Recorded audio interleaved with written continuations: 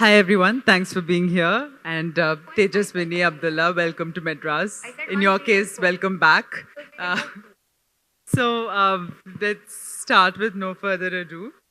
We are speaking about rootedness in this session, and I think I'm going to start off with you, Tejaswini, because if one reads your bio and they've all just heard it, you have lived in so many different countries, and it's hard to think of you as rooted. But all your stories, and from what I know of you, of course, maybe you can speak a little bit about why you've chosen Bombay as the site of your stories, both your short fiction and the novel The Secret of Moa. So I grew up in Bombay till the age of 13, and I visited it regularly. But I've lived in many countries since then. I went to boarding school in Singapore, university in the UK, and after getting married, we've been posted to 10 different countries in the last 10 years, 20 years. So it's been a very rootless existence. But yet, I think Bombay is the place that has always remained under my skin, and it's the place I know best. And it's that old saying, you really can't once you've lived in Bombay, you never really leave it. So that's why I tend to write about Bombay. And as far as my novel is concerned, it is loosely based on the life and times of my great-grandfather. Right. Who made his fortune in Bombay. He came as a migrant and made his fortune in Bombay in the first half of the 20th century. And delving into that history, delving into his life and times, helped me to connect with Bombay through a very different prism, a very different angle, by delving into the history of it. Right. And you, Abdullah, I mean, your two books, Patna Blues and A Man from Motihari, you've kind of been going closer and closer to home, to your roots, to your family's roots, and so on. But of course, you grew up, you spent most of your childhood and part of your adulthood in between Patna and Motihari. So could you tell us a little bit about that, about your growing up years, and what made you want to write about these places?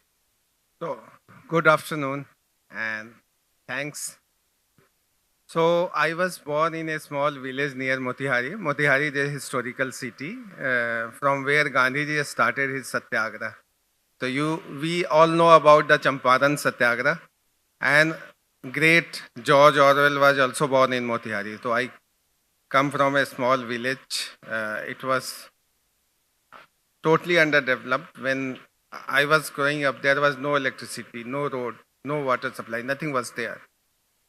So the mode of entertainment was the stories. So I was very greedy about the stories. Whenever my aunts or any relatives visited my house, the first thing I used to ask, do you have stories? So everyone, other kids, my cousins were looking for the chocolates or the biscuits. But I was just so, I became so notorious. So every aunt used to avoid me. Ye abhi kahani puchega. So then my father gifted me a book. That time I was not aware that books existed outside my school. So I was just wondering whether this book is for my next class. So my father told me, no, this is the book of stories. I was surprised that such kind of books also existed. So when I started going through that stories, I was very happy. Now I need not request or run after my aunts or my relatives to get my supply of stories. So this is how is the story of my getting interested in stories. So, and that day only I decided, I told my father, I am going to write this kind of stories. That time, obviously, I was not aware what kind of stories it will be. That is how it started. And then I came to know about the Orwell's connection with the Motihari, and I tried unsuccessfully to copy his writing. So then Arundhati Rai won Booker Prize, and I thought I am the next in the line. So I went out, purchased a very fancy, expensive notebook, a pen and started writing. And within a week, I sent it to all the major editors, including David Godwin and David R. So I thought I am so. But it took me almost 20 years to get it published. This is my story in brief. I was mostly educated in the local language, in Urdu medium, in madrasa, in Hindi. So, and I was aware of all the folklore stories which moves around me. So obviously, these were the places, stories, people I was familiar to. So I decided to write those stories only. Thank you. So, I mean, one motif in both your books, Abdullah, is, this thing of examinations, the UPSC exams, that it is an obsession for all the characters, either the ones around the main character who are kind of making a conducive environment for him to study, or the main character themselves. So, apparently, this is what a friend from Bihar told me, that the UPSC exams are so important because education in Bihar is such a toss of the coin, like whether your exams will be held that year or not, like your undergraduation may take 5 years for no fault of yours just because the exams were postponed.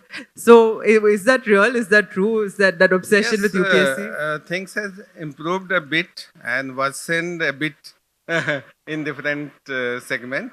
But it is true. I completed my BSc in 5 years. It was a 5-year plan, Panchvarshiya Yojana.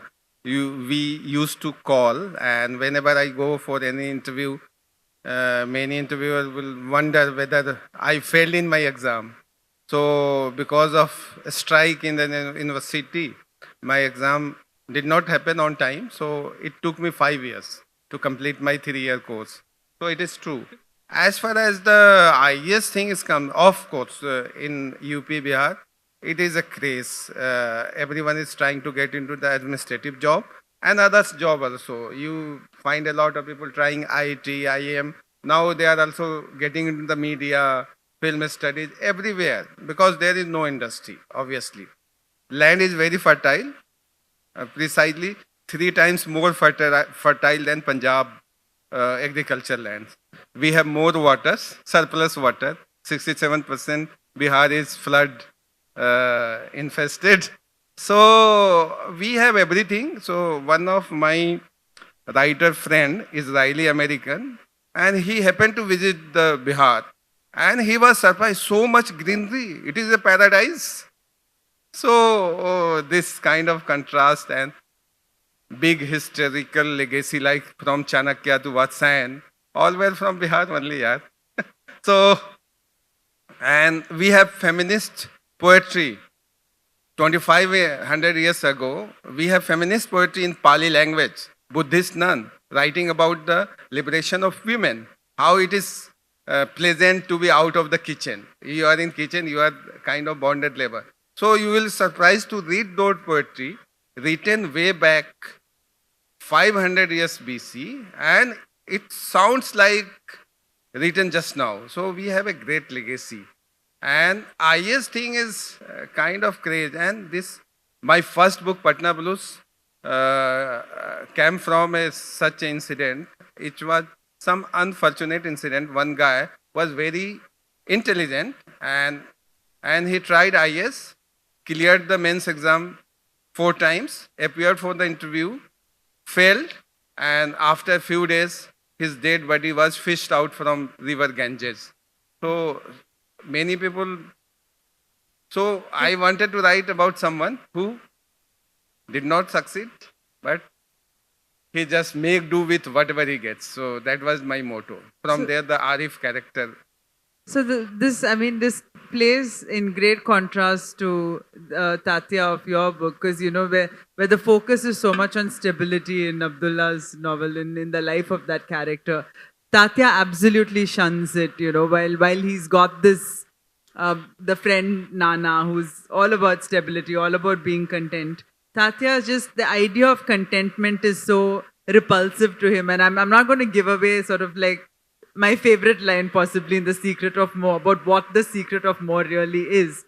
But he is someone who hankers after that more and more. So can you tell me a little bit about that character and this almost revulsion for stability and for contentment that he has?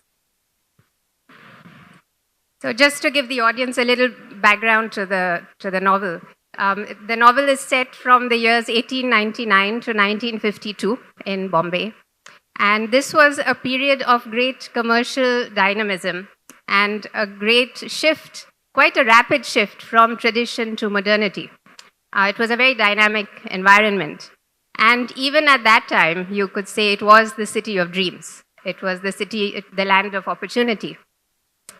And when my character Tatya arrives in Bombay in 1899, he finds work as a selling agent of textiles. And this was a period when the textile industry in Bombay was already booming.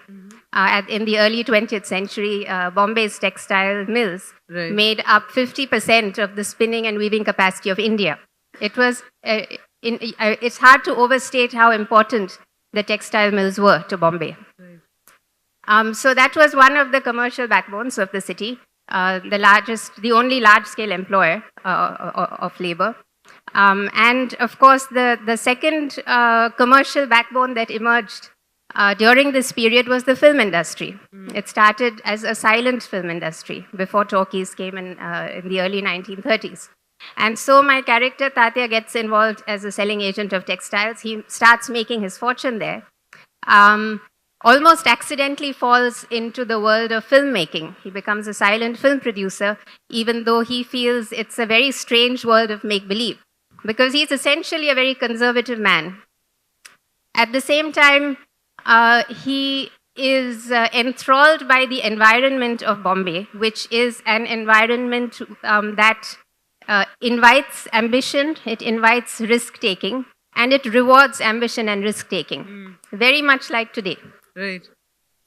So it invites basically a hunger for more, and that's the bug that bites Tatya. Right. So, because of the period in which the novel is set, I'm amazed at the sort of, not just the research you've undertaken, but how beautiful your scene setting is, so that one feels that one is actually reading about a lived experience.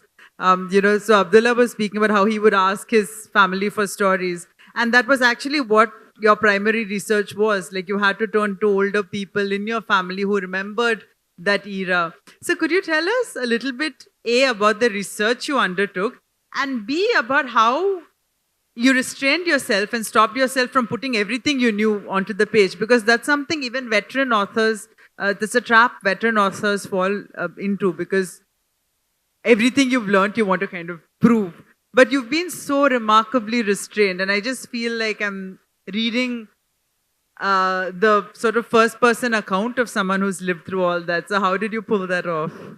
So I did a lot of library research. I found a lot of information on the textile industry at the British Library in London and the SOAS Library in London. In terms of the silent film industry, I did a lot of research at the National Film Archive in Pune, where they have a wonderful library there. So there's a good amount of material out there. But the level of authenticity that I managed to put into the writing could not have been achieved without the hours of interviews I did with family members. They were really the ones who gave me the details that you won't find in a book, what it was like to live at that time. So since this was loosely based on my great-grandfather, it was basically, so my father's grandfather.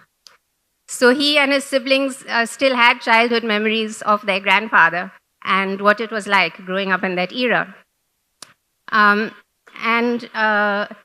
It was interesting how the differences in the information given to me by the women and by the men. The stories, I think, within a family, through generations, women tend to be the storytellers. We tell each other the same stories again and again, adding new details as we remember them. Right. And this is what came home to me when I conducted these interviews. Telling me details like Tatya and his wife would never have gone anywhere together. She would never have sat down in his presence. She always ate after him. She would hesitate to speak in front of him. Like many women of the era, she was not very educated. Illiteracy among women was pretty high. And so women hesitated to speak in front of men. These kind of small granular details are invaluable. And what was the second part of your question? The fact that you restrained yourself from putting everything you knew out there. So how did that happen? Because you've learned so much. And obviously, like these sort of golden little details, it must have been tempting to put it all out there. So to filter what you wanted to keep, what you could let go of, what had to be there, what would impose on the novel. Yes. So my starting point was not the history. My starting point was the story of the characters. And this is something I always kept center stage. So only when something was pertinent to the story, to the character's life, to the decisions he or she would make, only then did it come in. For example, there is Tatya's mother-in-law is a shaven-headed widow, Mai, and she suffers terribly due to her social exclusion. And I could have written, and many years later, there is a scene where her granddaughter recounts how she felt a great terror when the barber came to shave the head of the widows in the house. So this fact wasn't pertinent to the story at that time when actually that would have happened. When Mai and another widow in the house, when they would have had the barber come and shave them, I could have added it then. But it wasn't pertinent to the story, so I left it out. I added it in as a recollection many years later, because the point of that recollection was to say how terrified her granddaughter was by the memory of seeing the barber come to shave the heads of these women. So what I mean to say is that whatever facts, historical facts you have, they have to come in at the right moment, not simply as markers to say that this is how the era was. If I want my reader to know what the era was, they can go and read a history book. I'm telling them the story of certain characters and what their lives were like. So I kept that in mind always. The characters were center stage, the history came only when it impinged on the lives of the characters. Yeah, and I think, I'll come back to that in a little bit after I speak to Abdullah, but because that happens in your book as well. Like yours is set in both your books are set in the 90s, where there is an allusion. Of course, January 22nd was the day in which, I think it was a horrific day for most of us, where you could actually see the split of this country emotionally. And in both Patna Blues and A Man from Motihari, we see Babri Masjid not so much as something which happens, we are never taken to Ayodhya, but how it affects the lives of children, particularly children in these cities. Where, I think for me, one of the most impactful passages was the one on cricket, where, could you tell us, because you said this is actually based on a lived experience, something you observed, so I'll let you speak about it to the audience. So, I get to get a lot of questions about the political elements of my novel, and I just say that no story exists in vacuum. You have context, and if you are setting in a real time, you must have many authors prefer to put these political events under carpet because they think that some set of people might feel offended, and I have got a lot of hate mail also. Not many, but quite a lot. So people feel you are writing a book with a kind of political agenda. So my story start, and all these things get attached in the process in a very organic way. I have no specific agenda, but those characters, these are the voice of those characters, how they feel.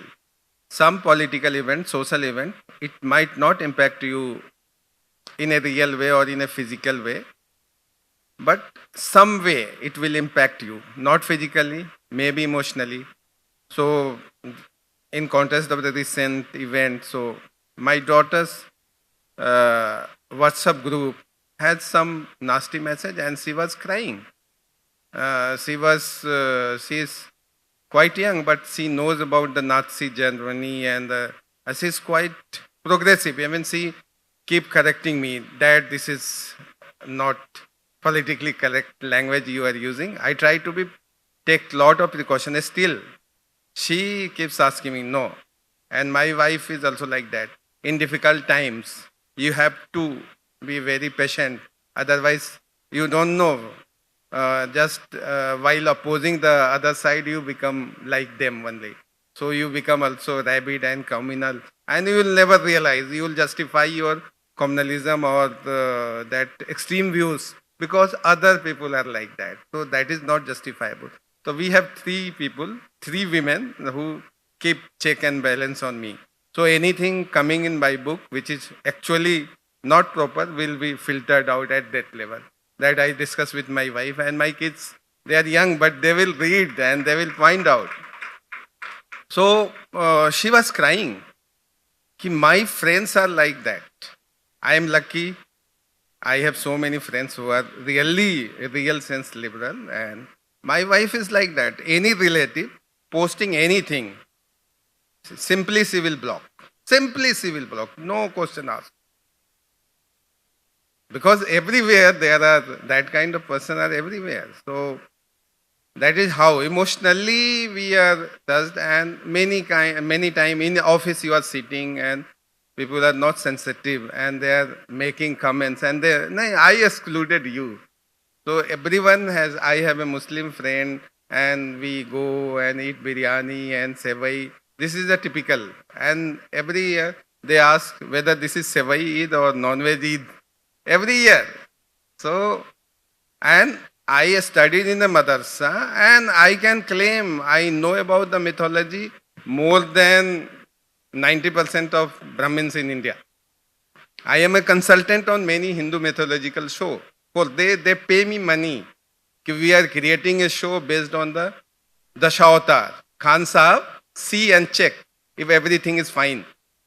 So that kind of social background I come from, studied in Maratha, and I am very keen on mythological stories and I know lot. So you feel hurt sometimes. So in the novel also, this is kind of where the character comes from. Someone who's very interested in Hindu mythology, who watches Mahabharata regularly at that particular time. Yes. There is a story about the Pipla, why we worship people tree. There is a mythological story. But the particular incident which I was referring to is when the boys are watching a cricket match and suddenly the boys who are pro the destruction of the Babri Masjid are cheering against India. And the reason for that is that Azharuddin, who is a Muslim, it is the happened captain. in my colony. So there were a couple of guys who were anti-India. I was Kattar pro-India. So any Muslim friends or relative, if they even discreetly, if they praise Pakistani team, I will simply say, no, you are not welcome in my house. Many relatives who were soft supporters of the Pakistan. And in contrast to that, there was a elder brother of my friend. He was a Brahmin, Kandkub Brahmin, pure vegetarian. Even garlic and onion was not used in his house. And he has a big man-sized poster of Imran Khan in his house. And he was that, I can vouch for Imran Khan only, whoever comes. And he was a Pakka Brahmin. So this kind of characters were around me. So what happened? We are watching a match between India and West Indies. Obviously, I was rooting for India. That time when India used to lose match, I used to skip meal. I was a fanatic supporter. So this guy started celebrating when India was losing. Then I have a big fight. Why? Because Azharuddin is captain. My favorite Tendulkar is relieved from the captainship. So he was supporting. So I had a big fight. There were not many, 3-4 group.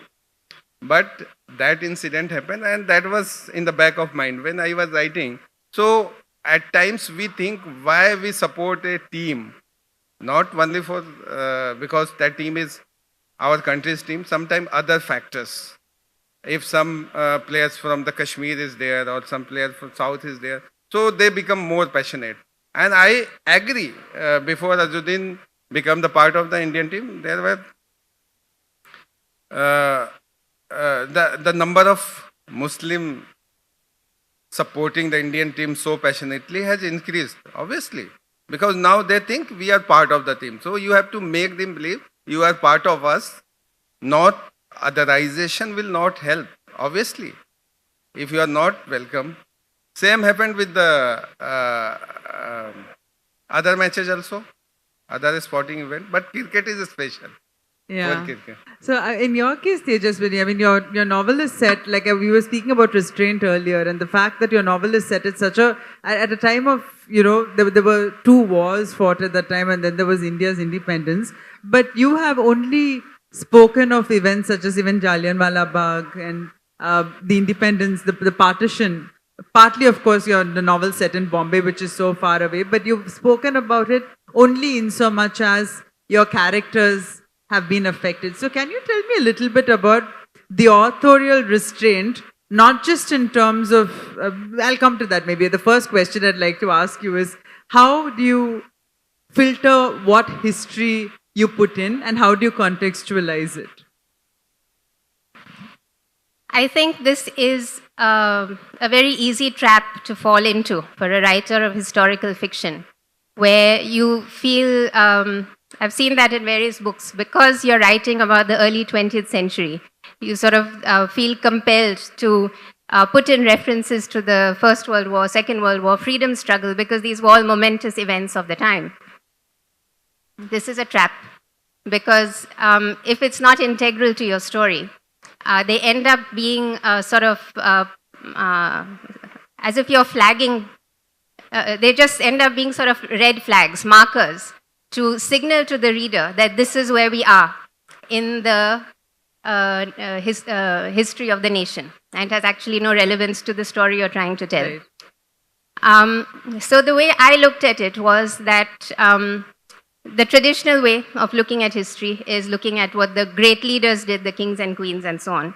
But the vast chunk of history is made up of the doings of ordinary folk. And that's the kind of history that I wanted to tap into. So we are also living in momentous times. We are living through an era where there is war in Europe, there's been COVID, there's political turmoil, climate change. But all these things are not what we talk about and think about all the time.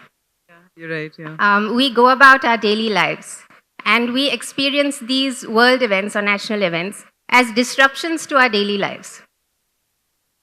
Say in the form of poor health, rising prices, loss of personal freedoms, or the way we consume the media. These are the ways in which we experience these larger events.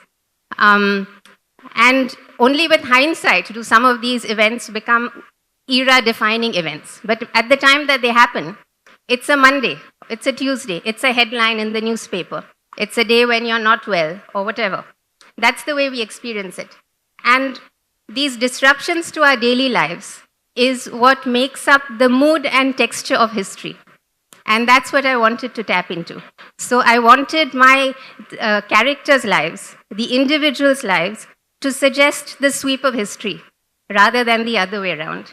And so the historical events are referred to only when they impinge on the characters' lives. And that was the restraint that I used, and I think it's certainly a trap to avoid, because as you said earlier, there's a temptation to put in everything you know about that era, which is a mistake. So I think that's a good place for you to read out a section of your book, because one thing which really struck me about your writing was how real it is. You feel as if you're living in that era, as if you're meeting those characters, as if you're walking in the spaces that she describes, and I'm sure you'll know what I'm talking about once you... Okay, so I'll read a short extract, and this is set in the year 1925. Tatya has just set up his silent film studio a few years before, and this was still an era when women didn't act in films. So even the female roles in the silent films were done by male actors who dressed up as women. And now he is discussing the situation with his director, Bhale Rao.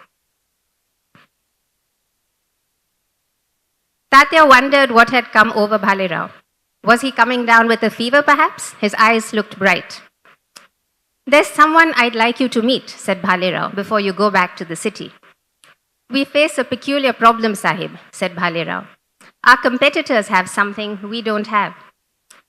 "By competitors, I assume you mean Kohinoor Films and Modern Films," said Tatya. Yes, exactly." "But what do they have that we don't have?" said Tatya, frowning. We've ordered the latest equipment last year. Surely you don't want more? It has nothing to do with equipment, Sahib, said Bhale Rao hastily. I also have all the film stock and developing chemicals I need. I have everything. But they have a competitive advantage over us, and it is going to be more and more of a problem if we don't do something about it. My dear Bhale Rao, said Tatya, are you going to get around to saying it? Yes, of course, said Bhale Rao. And now he smiled brightly, as if egging himself on to speak. What they have, you see, and we don't, is what? Said Tatya and Shankar in unison. Is actresses, finished Bhale Rao. And he sat back looking relieved now that he had said it. Actresses? Said Tatya blankly. Yes, said Bhale Rao. His smile faded and he looked apprehensive. What do you mean actresses? Said Tatya.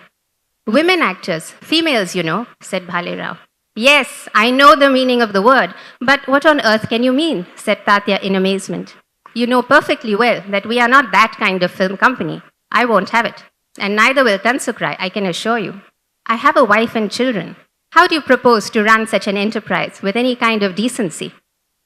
Sahib, said Bhale Rao quietly, there is nothing immoral about women acting in front of the camera. It is only a convention of society. It will change. It must. Some Anglo-Indian women already act in our films, pretending to be fully Indian. I'm sure you are aware of the fact that modern films employs an actress called Patience Cooper, a woman of great beauty. Even Falke had worked with an actress in an early film. And now I hear talk of a sudden incursion of women into the business. I've heard of an actress called Gohar, who's going to be launched soon. And also a Jewish girl called Ruby Myers, who has decided to call herself Sulochana. They say she's prepared to do all kinds of roles in all kinds of costumes, and she looks like a princess with delicate features like glass. If we do not keep up, Sahib, this will be the end of Rising Sun Films. I assure you that any actress we hire will be treated with the utmost dignity. I've spoken to my wife about it already. She's agreed to oversee the living arrangements of any women employees. I can't see her disagreeing with anything you say, said Tatya, annoyed at Bhale Rao producing extra ammunition in the form of his wife. She's bound to agree with you. You are her husband after all. But Sahib, surely you can see that the more women enter the bioscope trade, hired by other film companies, the more difficult it will be for us to compete. The most effeminate man cannot compete with a woman. At least you will concede that point to me, said Bhale Rao. Of course, there I must agree with you, said Tatya, getting more annoyed by the minute. He felt as if he had walked into an ambush set up by Bhale Rao and couldn't think of a thing to say in his own defense. You know, of course, of the great Natya Sangeetkar, Bal Gandharva, said Bhale Rao. Who doesn't know the sublime Bal Gandharva, said Shankar. Even a woman cannot look as womanly as him when he dresses in his silks with flowers in his hair. There, Shankar proves my point, said Tatya at once. When you have male actors of that caliber, you do not need actresses.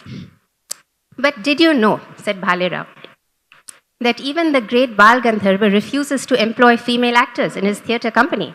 Do you know why? I think it is because he is afraid. He knows that even his God-given skill in impersonating a woman is no match in the face of a real woman. We cannot wait any longer, Tatya Sahib, if we are to retain a foothold in this industry. We must hire at least one actress to begin with to play our female lead roles. Tatya could not think what to say in reply.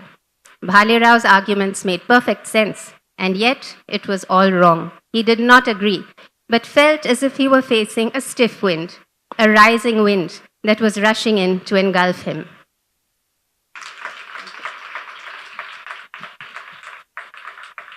You know, you're writing about these events in 2024, and obviously, I mean, you have progressive views. And I think especially when it comes to women interacting with other women and the kind of, like we often speak about how patriarchy is fostered more by the women than the men, because it's the women who are in control of their daughters and daughters-in-law. That is the household that they run.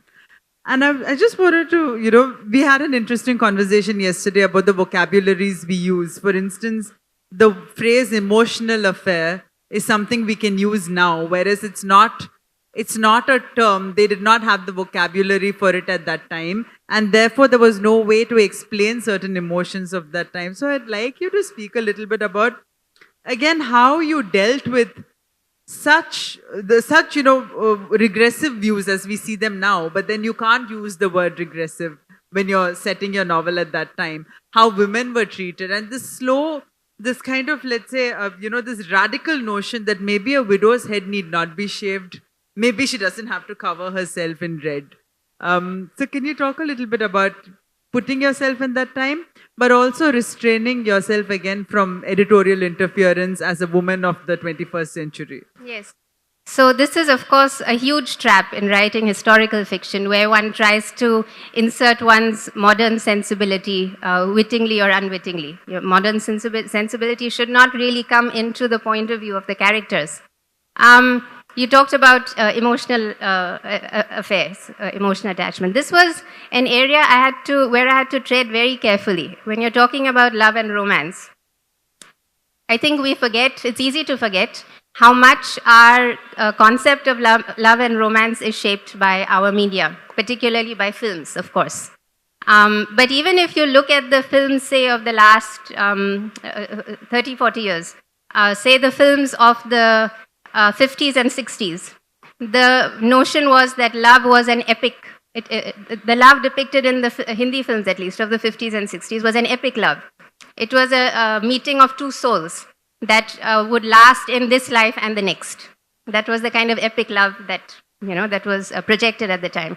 Cut to the love that you see in present day, it is not at all like that. It is much more of the moment, almost transactional, very often. So seeing these differences just within a few decades of what is the conception of love, I had to then go back to a time when there was no media of the sort. So I had to ask myself, what did love look like before Hollywood showed us what a perfect kiss ought to look like? Right. What did it? I have no idea. And so I had to be very restrained in the way I showed how men and women interact with each other, even when there is love involved. And so you're perfectly right. One can't use certain vocabulary. One has to... Interestingly, it made me reflect on my own relationships, because Tatya, of course, loves his wife. She loves him too. Just not with our modern sensibilities. That doesn't mean that the love doesn't exist. So you can't have a character constantly saying that he loves his wife, obviously. That love has to come across by what he does. And that actually made me reflect on my own relationships, right, that look at what people are doing to show that they love you, not just what they're saying. So that's just an aside. That's a direct effect that thinking about these things had on me. Yeah. Because I mean, now again we have the vocabulary, love languages. I think there are 5 languages of love apparently, like thought and action and words and so on and so forth. But again, that's not the vocabulary we had then. And I think that I'm going to, when we speak about the legitimacy or the illicitness of something, so that again in both Patna Blues and A Man from Motihari, there are relationships which are sanctioned and unsanctioned by society. And then there are also, but what is legitimate? Whom are you being faithful to when you, let's say, follow your heart? And whom are you letting down at that point, right? So I think on that note, maybe there's one particular section which you had pointed out where there's this exchange between people in love and a poem which is written. So perhaps you could read out. That poem is about Arif's struggle. So that I would like to read. Right. So I wanted to read it in English and Tamil also, but I can't read Tamil. Tamil edition was quite successful, especially surprisingly in Jaffna and Batikulova. So I get a lot of messages from Jaffna side for the Tamil version of my book.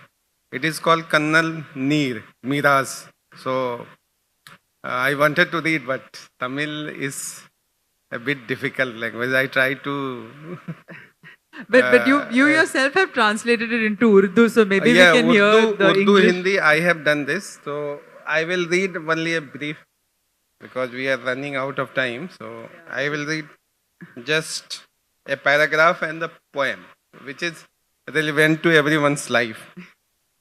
There was a time Arif would not have accepted anything less than an IS position, but the situation had changed. Even this humble offer seemed like a godsend.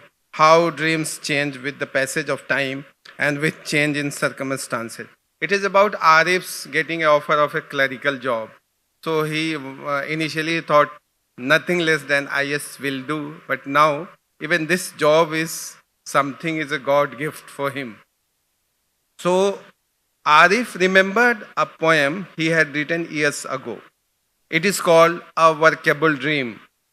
I set out on a boat of memories into the ocean of imagination in search of my dreams that had drowned years ago. The dark clouds of doubt, the terrifying storm of hopelessness, and the high tides of fear discourage me to go ahead.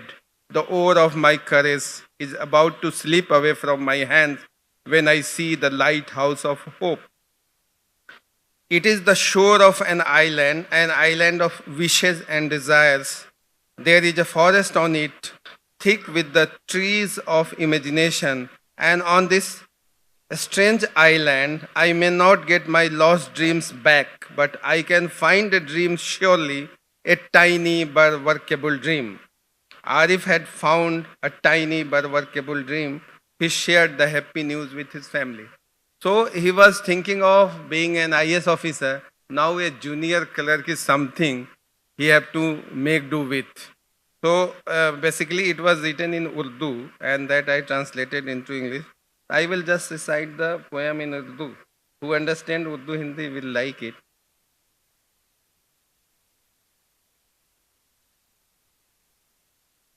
In Hindi, Urdu, it is called काम चलाऊ ख्वाब, workable dream. ख्यालों के समंदर में निकल पड़ा था मैं तलाशने अपने बरसों पुराने डूबे हुए ख्वाब को. शक व शुबहा के स्याह बादल, नाउम्मीदे के दहशत अंगेज तूफान, अंदेशे की ऊंची ऊंची लहरें रोकती रही मुझे. मेरे हौसले की पतवार अब छूटने ही वाली थी मेरे हाथों से. तभी मुझे दिख गया उम्मीदों का लाइट हाउस और मैं समझ गया यही है साहिल हसरतों के जजीरे का. इस जजीरे पर एक जंगल है तसव्वुर के दरख्तों का. इस अजनबी जजीरे पे मेरा खोया हुआ ख्वाब मिले न मिले मगर मुझे कोई ना कोई ख्वाब मिल ही जाएगा. कोई भी छोटा मोटा काम चलाऊ ख्वाब. So this is how we make adjustment with our life, our aspirations. And you are talking about the legitimacy of love. Every relationship has a different angle and same applies for the love. And there is a beautiful word in Urdu called ishq. And ishq has no equivalent in English. So it is a bit of love, a bit of passion, a bit of lust. So ishq has no religion, ishq has no grammar, ishq has no rules. So it depends upon whose point of view you are looking at. For example, Arif is madly in love with Sumitra because they both share the love of Urdu poetry. And Sumitra is married and Arif is just a college going student. So he justifies his relationship because there is no physical intimacy yet. So that is why he's justifying. This is just emotional connection and that deep emotion.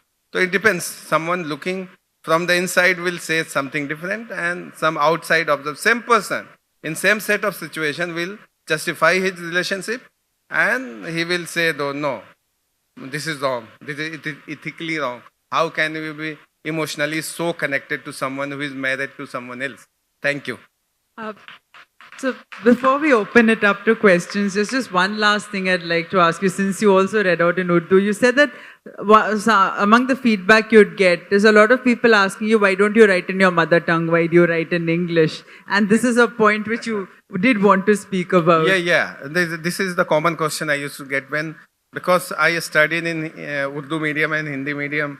So when I planned to write my novel, actually, when I walked into the office of an English newspaper in Patna, so the first question I was, are you studying English literature? No, I am doing BSc in chemistry. Then, what is your mother tongue? I had no answers. So I grew up in a village where particular castes speak particular kind of dialect. So my language is not Hindi. any Bihari, you hear the word Hindi hinterland. So nobody in Bihar, UP has their mother tongue as Hindi. This is a myth. In Bihar, we have Bajika, Angika, Maithili and Bhojpuri. So my language is a mix of Bhojpuri, Bajika and a bit of Farsi, Persian and Urdu words. So that is spoken by the person carrying Khan only. Others will not speak that. So it was very difficult. When I moved to the Patna in police colony, many people are speaking Bhojpuri. I was a bit comfortable with Bhojpuri. So those people coming from the Bhojpur area and Buxar and Ara, your Bhojpuri is not pristine form. Your accent is a bit non-Bhojpuri kind of. So when I spoke Urdu, I was mocked for having a Bhojpuri accent. And when I spoke Bhojpuri, I was mocked that I have not a knowledge of the pristine form of Bhojpuri. So I was totally confused. English to khair, mashallah. So that is how I had to ask. But I remember whenever I thought of writing, I always thought of writing in English. Never. My father was very particular about the. I was studying in a government school and there was no English up to class 6. But my father was particular, you must learn English. And there was a teacher, a principal in my primary school.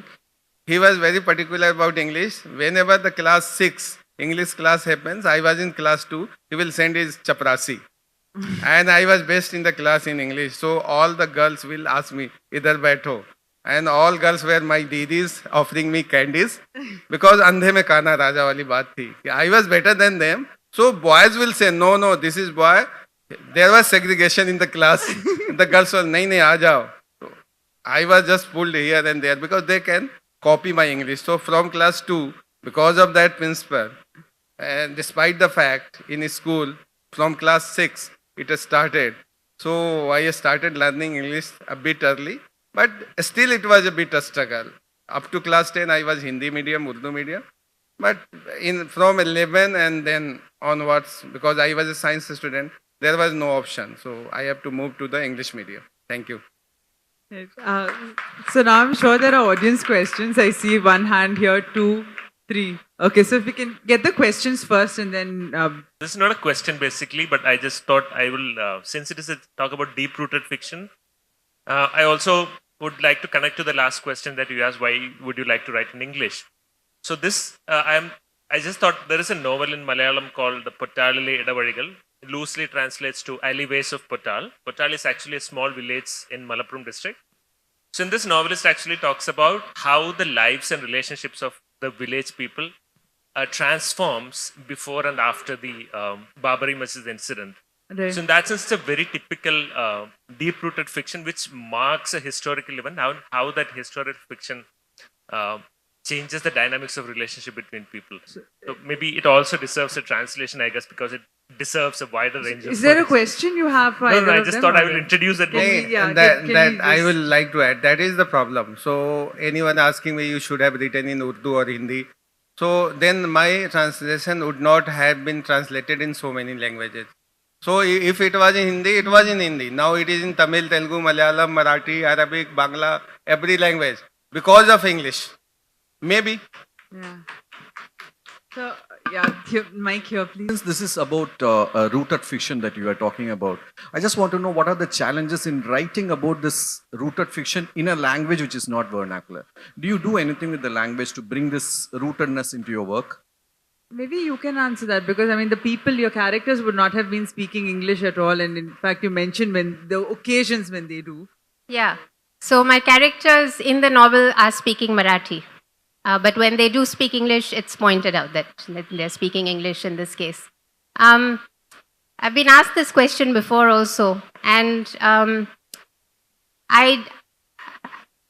haven't consciously tried to bring in any Marathi isms into the language because I thought it would disrupt the flow of the language. Because if I brought in something that sounds incorrect in English, that would imply that they're speaking incorrect Marathi, which is not the case.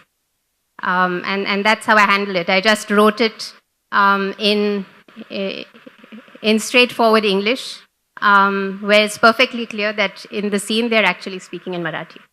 My question was basically, what is it that you do to your language to make it as close to what you're writing about? For example, like you take God of all the small things, even though it's written in English, somewhere like, down the novel, you actually seep into that, atmosphere where like, we know like, kind of, things are happening and people are like in that culture I'm sorry and to language. interrupt, but have you read Tejaswini's book? No. I think you should, because then the writing itself answers your question for one, and I think she's answered. Unless there's something you'd like to add? No, I'm generally asking like, how people who write about regional stories in English, do they make any change to the language? Like, do they have something like, yeah.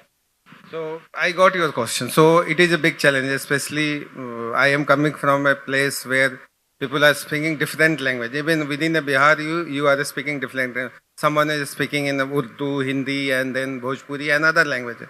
So it is a big challenge. So what I do, I try to create a sentence in such a way. I presume this guy is from this place. In case if he had learned English, by any chance this guy has learned the English, how he will try to speak. So that kind of technique I use, and I believe in throwing some local words. For Bhojpuri, he is going somewhere, let's go. Instead of going that chalatani, something like that, or some Bhojpuri or Hindi words, or if the character is Urdu speaking, he's throwing some poetry or something like that. That is why you get the flavor. You are serving Chinese, but in Patna style. So you have the spices used by, you come to Patna and you find a different version of South Indian food and Chinese food. It is totally customized to local taste. Right. So that is why I do. Keep it dosa, but feeling will be a bit different. So we have one final question here. We are talking about rootedness here, and currently we see an amplitude of genres that are there. So how does one's culture and one being rooted to their culture amplifies their writing, or personifies their writing in a way, and how it impacts the genre of writing? I'm asking more from a writer's point of view as much as from a reader's point of view. I would be very wary of writing about a culture with which I'm not familiar. I think that would be presumptuous of me. And so it's most likely that in the future I would write about Bombay or about Marathi characters. That's most likely, I think. And I think where the culture does seep in, again, relating back a little bit to your question about language, where there are words that are not really translatable, particularly when talking about food preparations, like khichdi or varan bhat. I don't go out of my way to say lentils and rice instead of varan bhat, because that's very odd and it disrupts the flow. So that's where your culture seeps in, and those are the kinds of references that make it authentic. Again, I wrote very consciously deciding not to explain things, trusting the reader to pick up on these references. It's not difficult, and if really people don't know what varan bhat is, it's okay, it doesn't affect the story. But I really didn't want to explain in a way that would assume that the reader is sort of completely alienated, or perhaps an overseas reader who has no notion of Indian culture. And I think I've been proved right in the sense that I've gotten so much positive feedback from readers who are not Indian and who are not familiar with the culture at all. And they've just gone along with the flow of these words, and there are many such words in the story. It hasn't impacted the story at all, and I've been told it in fact adds to the flavor of the culture that you're writing about. Thank you so much.